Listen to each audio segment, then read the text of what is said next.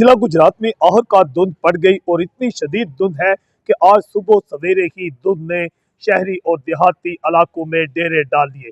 आज सुबह सवेरे ही सफर करने वालों को शदीद मुश्किलात का सामना करना पड़ा, क्योंकि स्कूलों में भी छुट्टियां जो हैं आज उनका ऐलान किया गया है कि सरकारी छुट्टियां जो हैं सरकारी स्कूलों में आज से मौसम सरमा की छुट्टियां कर दी जाएंगी और 10 जनवरी तक जो है ये छुट्टियां रहेंगी।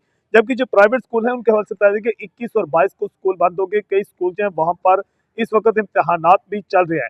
जबकि दूसरी जानिब इतनी शदीद धुंध पड़ गई कि गाड़ियां चलाने वाले जो है शदीद मुश्किलात का शिकार हुए हैं और खासतौर पर मोटरवेज को भी हर तरह की ट्रैफिक के लिए बंद कर दिया गया है।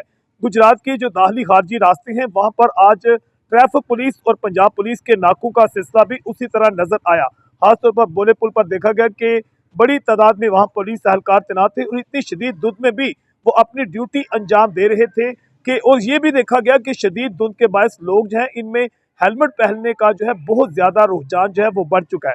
मगर सर्दी की शिद्दत बढ़ते ही लोग जो है चादरों का इस्तेमाल भी बहुत ज्यादा शुरू कर देते हैं। अब उनको ये भी तंबीह की जा रही है कि चादरों का इस्तेमाल अगर वो करें तो एहतियात से करें, ताकि कहीं उनकी चादर मोटरसाइकिल में फंस कर कहीं वो हादसा का शिकार ना हो।